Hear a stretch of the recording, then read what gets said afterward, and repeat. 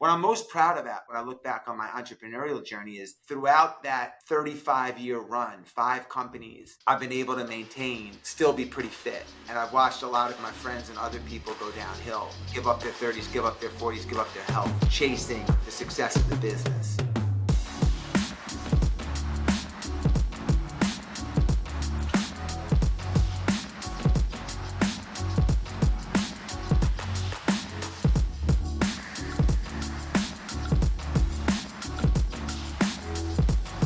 Welcome back to the Fitt Insider Podcast. I'm your host, Joe Veneri. Today I'm joined by Jesse Itzler. Jesse is a serial entrepreneur, New York Times bestselling author, and co-owner of the Atlanta Hawks. In this episode, we discuss lessons learned from starting and selling 5 companies. Jesse shares his approach to prioritizing health and building community. Plus, we talk about Running Man, an event he's hosting that's been called Burning Man for Runners. Let's get into it. The Fitt Insider Podcast is brought to you by Jack Taylor, our exclusive PR partner. More than just PR, they're creative storytellers and brand builders who actually understand the health and wellness industry. To learn more, head to fitt.co/Jack Taylor. That's fitt.co/Jack Taylor. Hey, Jesse, welcome to Fitt Insider. Thanks for joining us. Oh, thanks for having me, man. Yeah, I'm excited to chat. A lot to get into. I think a lot of folks listening probably have followed your content, seen different Instagram, TikTok, YouTube interviews that you've done. But for folks who aren't familiar, what's the kind of quick background intro? Like, how do you even describe the kind of serial entrepreneur journey that you've had to this point? Well, it's been very unconventional. I've been in a bunch of different industries. I started out in music as an artist, and then shifted into everything from private aviation. I had a private jet company called Marquis Jet, to coconut water, Zico Coconut Water, which we sold to Coca-Cola, to events, coaching, endurance events. 29 is a company that we own. Yeah, so it's just been all across. I guess the common theme is I had no experience in any of that stuff, just kind of love newness and love starting stuff. Yeah, you've the kind of vast experience, all different types of industries. And I guess now more so, at least in the last 5 to maybe 8 years, maybe a little bit longer, publicly focusing in the kind of health, fitness, community event space. But I'm curious, I think there's a lot of kind of overlap between starting a company, being an entrepreneur, being a founder, and like this health and fitness journey, the kind of grit that goes into it, the determination, the all aspects of maintaining a healthier lifestyle. Is this something new that you've come to, or is this kind of a lifelong journey for you as well in terms of like health, fitness, running, and all the things maintaining that lifestyle? Yeah, I mean, in my teens and early 20s, I wasn't really super aware of. We didn't talk about health and wellness in my house. It wasn't being taught really much in school. And I signed up for a marathon when I was 22 or 23, and read a book called Fit for Life by Harvey Diamond. And that really focused on diet. And it was my first introduction into like really thinking about changing the way I eat and the way I operate. And it really changed my life. It had the greatest impact on my life. And I basically have been like an 80% fruitarian since there. I mean, since then, like 80% of my diet is probably fruit. After that marathon, I started getting into endurance running, and health and wellness became really important to me. So for 30 plus years, I've been predominantly vegan or vegetarian, a little deviations here and there, and then really focused on running, biking, swimming, and, fitness. Yeah. So it's a huge part of my life. Yeah, it's really interesting. I always, in talking to other founders, or sometimes you just kind of follow the space, especially like kind of tech entrepreneurship. There's this idea of you have to sacrifice everything and you want to win at all costs. And if that includes staying up all night and pulling all nighters, or, that's kind of classified in like hustle culture, that's in direct opposition to your health and well being. Do you think of those things as being at odds, or I think for me personally, it kind of it's confusing to me to think about sacrificing, managing your energy levels, or what brings you kind of focus and optimization for the sake of, quote unquote business success, where your health your health is falling by the wayside. It sounds like for you that's been kind of right in the priority, and that's enabled you to do some of these things in terms of the entrepreneurial successes that you've had. How old are you, Joe? I'm 38. In my 20s, that wasn't really a focus because I was in build mode. As an entrepreneur and a founder, a co-founder, I saw we had an opportunity in this company, Marquis Jet, to do something special. And that took priority over sleeping and that kind of stuff. I was always balanced. I would always get my runs during the day, come back to the office, stay late, but I was very aware of the opportunity that we had. We did 100, we were doing like 100, $200 million in sales year one. So we knew there was a path to something that could be really amazing. In my 50s, I'm way more aware of how many hours I sleep, and I have 4 kids, and the only job I have right now is to stay healthy. That's the only thing that's my only job. Everything else is a hobby.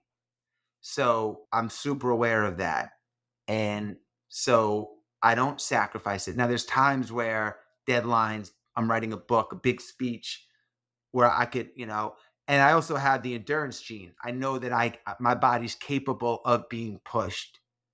I pushed it so hard for 55 years of my life that I'm very in tune with that, and how far I can push it without breaking it. So to answer your question, I think it depends on where you are in your journey, and what you're willing to sacrifice. But I was never willing to sacrifice my health, even in my 20s and 30s, even when I was working. I was never willing to sacrifice. What I'm most proud about when I look back on my entrepreneurial journey is that throughout that 35-year run, 5 companies, I've been able to still be pretty fit. And I've watched a lot of my friends and other people go downhill, like give up their 30s, give up their 40s, give up their health, chasing the success of the business. And, maintaining that health is really important. Who wants to go through it? Like without that, it's hard to be an A. You could be a B minus or a C. You could have all the money in the world, but without that, you're still not an A plus. You're just not living and experiencing life the way that I don't know what it feels like to be, knock on wood. Like I don't know the feeling to be like, oh, I'm exhausted. Like at 4 o'clock in the afternoon or super stressed. Like I don't know that feeling. I really don't. I don't have that feeling. I don't like, oh, I'm exhausted. I don't get that. Is that just luck? You just got it? Attitude, outlook, enthusiasm, taking care of myself, knowing what matters and what doesn't matter, being able to let go of things that I think might stress other people out, and just kind of rolling with it. You mentioned like health and wellness in the way that it's talked about today. It wasn't like it wasn't talked about that way when you were growing up, and maybe at different points in time, I totally get you have to sacrifice for the opportunity at hand and kind of push through. But you have this mentality, the outlook, the perspective, a lot of what like gets chalked up now into, a mental health conversation or perseverance and all the, visualization. Did you like actually think about that to hone that skill and strengthen that muscle, or it was like intuitive for you? It sounds like maybe a little bit of both. I went out of my way. Right now, you can listen to a Huberman podcast, you can listen to Rich Roll and hear the experts, you can listen to your podcast, you can read books. There's so much information. I grew up in an era where I didn't have a phone till I was like a cell phone till I was 30 something years old. I had to go to the library and read about or take out a book and invest time to read it and all that stuff. So now it's a lot different. There's so much information out there. So it makes it a lot easier. And you're being influenced all the time, told what to eat, told what to do. A lot of conflicting information too. Nature versus nurture almost, that maybe luck of the draw to some extent. You had some of that and you don't get exhausted or stressed in the way that other people do, versus you've honed that over time and really leaned into it and prioritized that in the same way that you've prioritized your physical health. Yeah. it's been an evolution for me, and I do get tired, obviously, like, there are moments, but in general, I'm not walking around. Oh, I invest a lot. I don't eat a lot of packaged food, processed food. I eat a lot of whole foods. Right now, we're doing this, it's 1 o'clock. All I had today, I ran 10 miles. I took an insanely intense sauna and cold session, and I haven't eaten yet. I had, like, a little bit of pineapple. That's it, and I feel good. So I try to stay light, but it's been an evolution of trial and error of what foods work for me, how much sleep works for me. I'm not really a big I don't get influenced very much by marketing or trends or whatever. I try different things, and then again, I got 20 years on you. So, and I've been able to figure out what works good for me and what doesn't. What works good for me might not work well for you. I don't know if fruit is the best thing to eat in the world or not. I'm not a nutritionist, but for me, it works really well. Yeah, I think that point is really important. Just that there has to be this responsibility to almost self-experiment and like what does work and what doesn't work and what gives me energy and what makes me feel good, um, irrespective of like what is quote unquote the best diet or workout or recovery program. I know I do feel comfortable saying that I don't think Twinkies are going to work very well long term for everybody. But I don't know if like me, there's just so much information and so many incredible experts have different opinions on the sugar in fruit and eat meat, don't eat meat, paleo, not paleo. Got to try and see what works for you.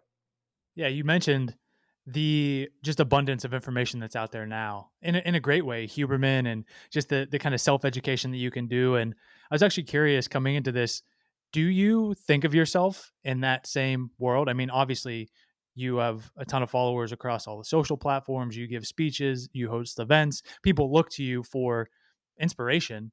Do you think of yourself as like contributing to that conversation and maybe what role you have in that?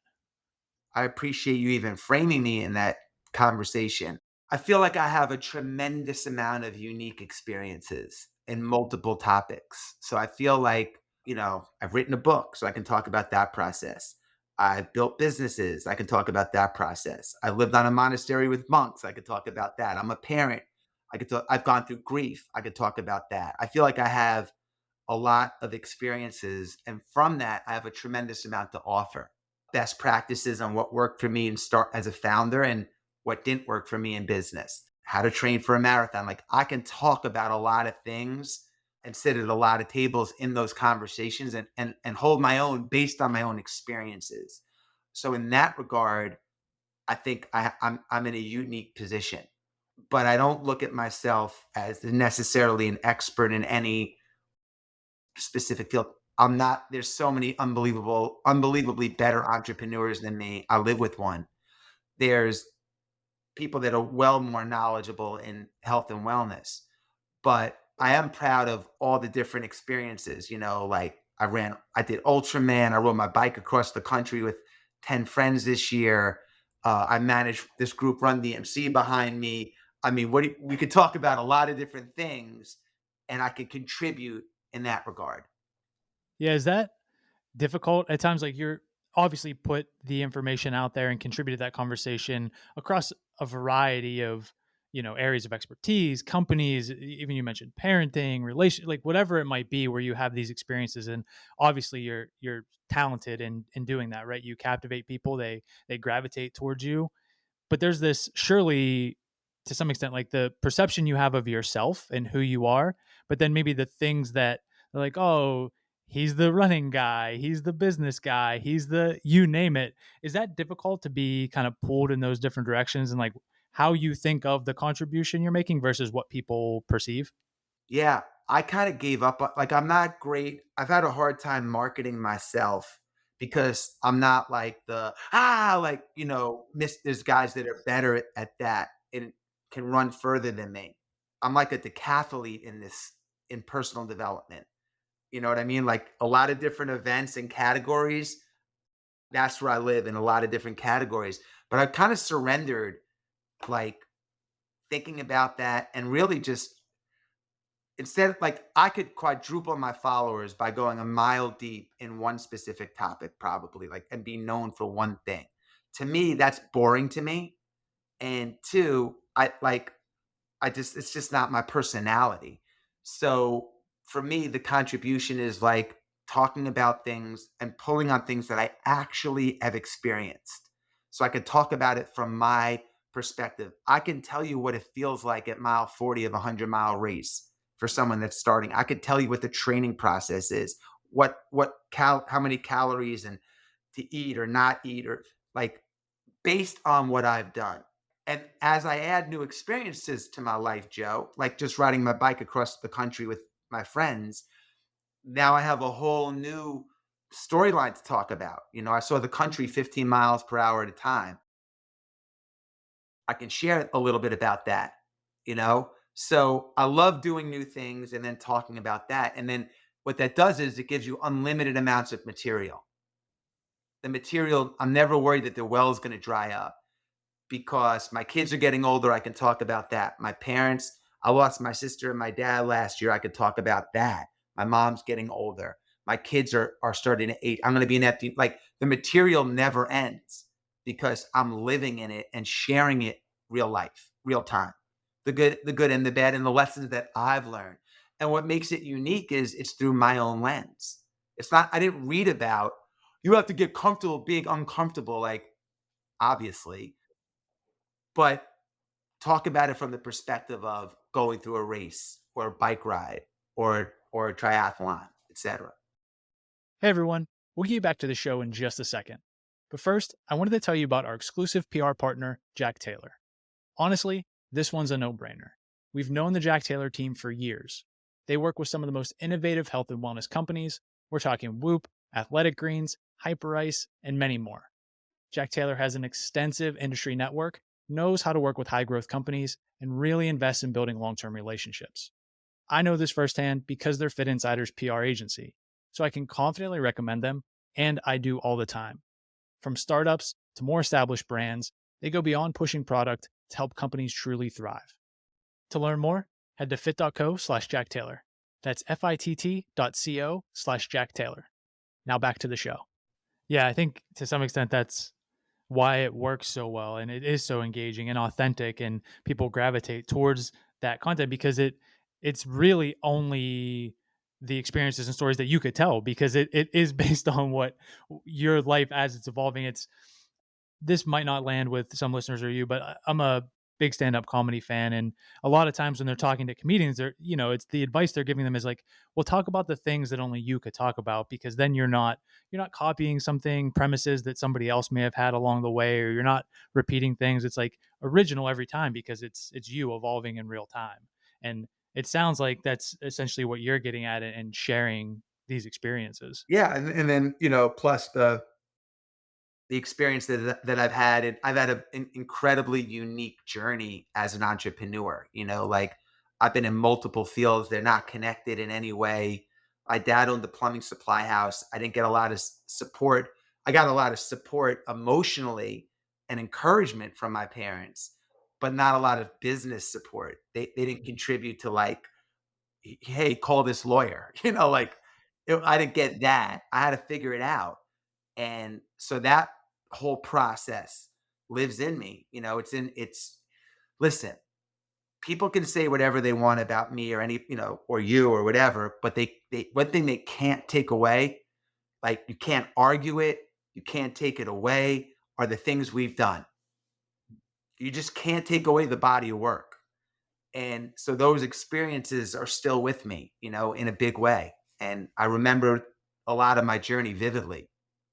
You have had a number of successes and hundreds of millions of dollars and by all the metrics that people would look at and say like he's a success, like check, that's done.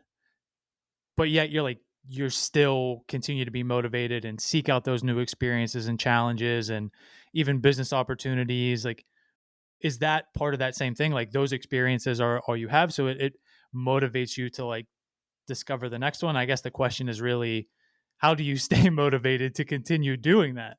Well, there's two ways to answer it. One is I become way more selective. I said no to a lot of things that I probably would have said to yes to in my 30s or 40s, or if I didn't have four kids, or if I didn't want to like I'd rather make a nickel and spend time with my kids than make a dollar and not, you know? So that decision making's changed a lot. But I also feel like, look, I'm 55, right? So let's say I have 30, 40 more years or whatever, and your last 10 years aren't, I'm not going to be able to do what I could physically do now, you know? So that window's really short.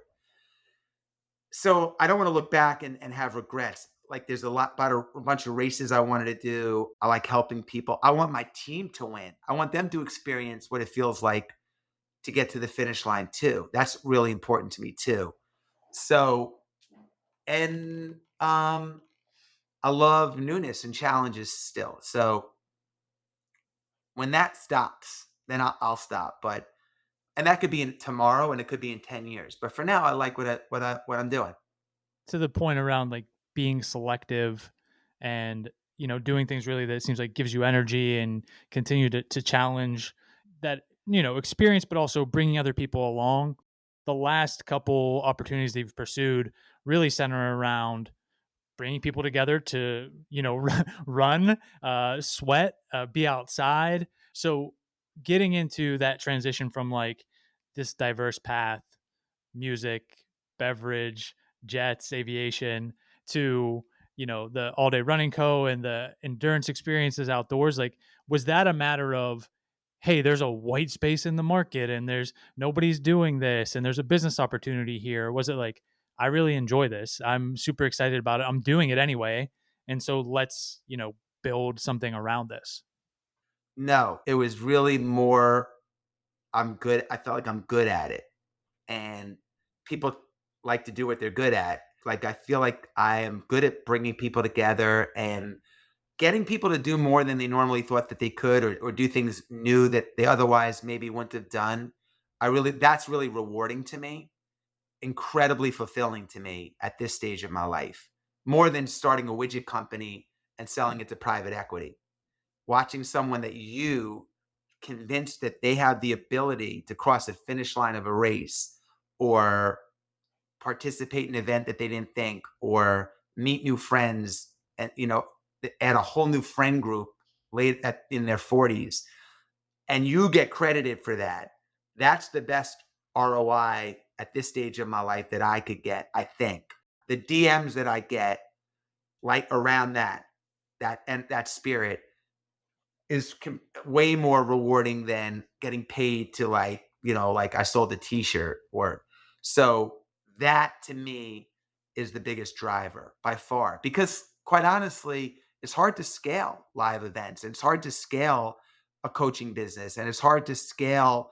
I don't even have projections in my business. I don't have a sales rep at my company. We don't have one sales rep here. Like, it's completely word of mouth, organic. I can help you if you want to be helped mentality. Yeah, I can tell just even from when I came across All Day Running Co. And I didn't initially know that you were involved. And then I saw the kind of announcements around Running Man, which is the running version of Burning Man, this live event that you mentioned. It would, for me, I come from a sports background, did marathon, ultra marathon, triathlon.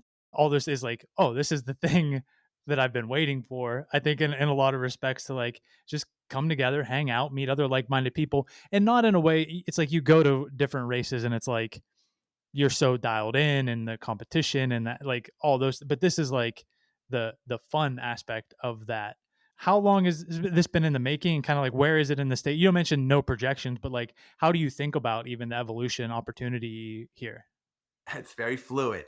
Well, but even going, just to piggyback off what you just said, even the way we're approaching Running Man, which is a 2-day festival in October in Kingston, Georgia, and there's camping and saunas. There's all kinds of events going on. But the way that, and speakers, it is like Burning Man, but like with a much healthier twist. But the running component, the way that we structured it, which makes it, I think, so much more appealing, is, there's no winners. The format is basically a 10-hour open running format where you could choose to run. It's a 1 mile track, or walk. You could walk 5 miles or 3 miles and then go take a yoga class, jump back in and do 2 more miles, have lunch, meet a group of people, say, "Hey, you want to," and then say, "Wow, at the end of 10 hours, I did my first half marathon. I did a 10K. I did a 5K. I was just coming here to walk a loop and meet people." So it's like an open format. So I'm doing 50K, but I'm gonna do it like over time. I'm not like, what do I care? I'm not there to win a race. I'm gonna go jump in the sauna, run 10 miles, come out, have lunch, go take one of the seminars that are going on, jump back in with the group, walk a lap, and knock it out over the course of time. So that format opens it up to anyone that wants to run their longest or walk their longest thing or participate in something that is not intimidating and actually come out of it with the longest distance they've ever done. Yeah, I think it's a really cool opportunity. It'll be a lot of fun. How many events a year? Is it one kind of culminating event? How is that playing Well, out? we have a company called All Day Running Company. And then I have a company called 29029. 29029, we rent mountains. You hike up the mountain, take the gondola down until you climb the equivalent of Mount Everest, 29,029 feet. And you have 36 hours to do it. It's a multi-day event. And that's one company that I have that has, we have about 5 or 6 of those. They sell out in 1 hour a year. All Day Running Company, separate and independent, has run the Running Man Festival. And then we have shorter 1 day events. Like we have a thing called Hell on the Hill. We had a winter event called Ice Camp, which is just sauna, cold plunges, and jumping into freezing lake with programming around it. So very different companies, but they're fueled by the same energy, which is health, wellness, outdoors, community, and leaving with a sense of I'm really proud of what I just accomplished. And that point around community, it's a lot of times brands talk about building community. Now there's a lot of awareness, much more so around loneliness, a loneliness epidemic, people not having the type of connection, maybe beyond a phone screen or an internet connection that they might typically have with in person relationships. How much of this is kind of saying, hey, we want to provide some type of remedy, outlet, connectiveness where it's lacking now? And my experience, like, and I think a lot of people coming together to sweat and to challenge yourself and to be outside and have new experiences, like you talked about, like that is such a central element of that. So it kind of heightens this community experience and like togetherness. For me, there's a lot of ways to look at community. And a community isn't like, oh, I have 10,000 members in my community, and that's a group. That's not a community. I think for when I look at community, one of the lenses that I look through is that if people come to one of our events or they get coached by me or whatever, right? That they know that it's going to be encouraging, high vibes, like everybody welcome, and you're going to get challenged in a good way and come out feeling like with a sense of accomplishment and hopefully meet people that are there. But the community to me is more like no jerks. This is what we're doing. No solicitation. Like that's also part of community. Hopefully you meet 4 or 5, 10 good people and you guys stay in touch. But everyone coming into this universe, this community, those are the rules. Like no jerks, full effort. We're all here for the same reason. That doesn't mean we're all going to be best friends. But that's what I'm creating. And if you don't fit, if it's not fitting, like you're in the wrong spot. But we want to create that safe environment because, look, you're getting people from in at these races, these events, these programs from all different backgrounds, races, religions, everything. But when you come in, it has to be like we're aligned in this mission. We're gonna get the most out of you, and that's why you're coming into this community. You know, it's not a funnel system. We're not taking you through 8 different sales things where you go through and da, da, da. Like that's not what this is.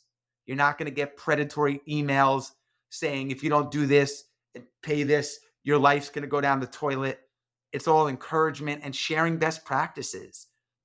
Not just me, but everybody. And it works well. It's like I'm really proud of what we've been able to build at our events and within this community. Yeah, it's a pretty epic lineup of people who are involved, speaking, participating, from yourself. I forget the entire list. We'll link it in the show notes. But I was checking out and I was like, man, the caliber of people, it's really incredible. At Running Man, we have the best endurance runners on the planet. I mean, Courtney Dahlwater's coming, Harvey Lewis is coming. These like elite runners. Rich Roll is leading a panel. There's music. I mean, yes, it's attracting, and it'll only get better. Yeah, it's awesome. It's cool to see. A couple more questions before we get you out of here. One thing that's come up a couple times, we talked about community a little bit. You talked about, in part, wanting to succeed and continue to take on new challenges for your team and seeing your team succeed as well. A lot of folks listening, this is something that kind of comes up in a lot of the conversations, like thinking about team building and how to select and identify talent and how to build a culture really where people are, obviously you're working and kind of going to bat for them, but getting them to buy in and do the same thing for you. How do you think about now across multiple different businesses and even at this point, multiple different entities of like building a team that you can trust, that can go out there and perform? Yeah, it's different for me now than it was in my 20s when I was really building out an org chart and I wanted the best sales reps and the best marketers and the best business development team and the best accounting team and legal team. And I was really building out a structure that was going to grow. I don't have the energy for that right now. So the interviewing process is very different. And I spend a lot of time with my team. So it's people that I want to spend, be around that laugh a lot, smile a lot. And that's the most important thing. I've never been a great manager. I've never been a CEO. I've always had hired CEOs, direct reports. I've never had direct reports because my strength is in vision, creativity, community, sales, buzz, energy. So I try to stay in that lane. So when I'm hiring now, I want people that give me energy. They don't take energy away from me. And I have that. I have that. The person I spend the most time with, Taylor Prokes, who does like my content and this, she's running a 100-mile race in October. She's running a 100-mile race in October. I'm so proud of her for that. So she has the flexibility to train when she wants. She comes and goes. Sometimes she works really late. So it's like sometimes she comes in early. We run together, we travel together. So there's this like, that's what I want on my team at this stage in my life. I want people that are highly motivated, encouraging to me, and inspiring to me. Yeah, I think that's a good, you know, frame for people to think about this. Obviously, playing to their strengths, making sure that they get the complementary kind of skill sets that they want, and making sure they're doing it for the reasons that kind of serve the team, and not a lot of times it's like you read in a book, right? How to build a team, how to establish culture, how to do all these things. It's like you got to be kind of in it to do it. And also, like, I really don't want turnover. I want to build a team that's with me till I stop. And I want to, that's why when I said I want to win, I want them to feel that. So you have to incentivize, you have to give them a reason to want to be here, and that's the job itself, and then a path to making, to being rewarded, and a life outside of business that they feel great about coming in here to, great place to be, man. I can't even believe I'm in this spot. Seriously, like that I can run 10 miles, take a sauna, talk to you. Like, I can't even believe I'm in this spot, man. Yeah, I think that gratitude, I think throughout the whole conversation, and like I said, a lot of the content that you're already putting out, like that aspect of it comes through, and I think that awareness is important and why it works and why it works for you, but also why it resonates with other people. When you think about what's next, obviously there's no shortage of things going on. You mentioned the coaching, you mentioned the 2909, the all day running company. Is there anything else that is on the roadmap, top of mind for you, or are you just kind of heads down building these things and focused on kind of maximizing this time and this moment that you have? Well, I got to raise 4 kids, and they're 14 to 7 right now.